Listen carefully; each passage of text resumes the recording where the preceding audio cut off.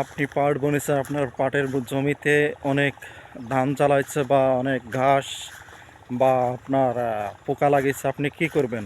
আজকের ভিডিওটা সে বিষয়ে। আসসালামু আলাইকুম, কেমন আছেন সবাই? অল টেকনিশিয়ান চ্যানেল থেকে সবাইকে স্বাগত। যারা পাট বুনেছেন, এখন পাটের জমিতে অনেক ধান চালাইছে, এই ধানগুলো কিভাবে মারবেন? জমিতে মারতে গেলে অনেক টাকা ব্যয় হবে, যার কারণে আপনি কিভাবে মারবেন?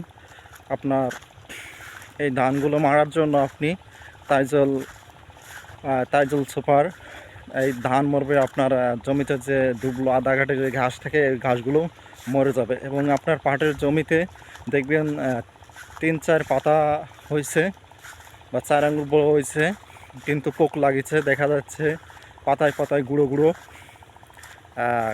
পোকার পায়খানা দেখা যাচ্ছে। তাহলে আপনি অবশ্যই এটা ব্যবহার করতে পারেন, শাম অথবা বলিয়াম, আরও এই জাতীয় অনেক আছে, বারুদ, বিভিন্ন এই কীটনাশক আছে। এইগুলো কিন্তু আপনি ব্যবহার করলে আপনার জমিতে পোকার দমন এবং থাকবে না, ইনশাআল্লাহ আপনার পাটও ভালো হবে।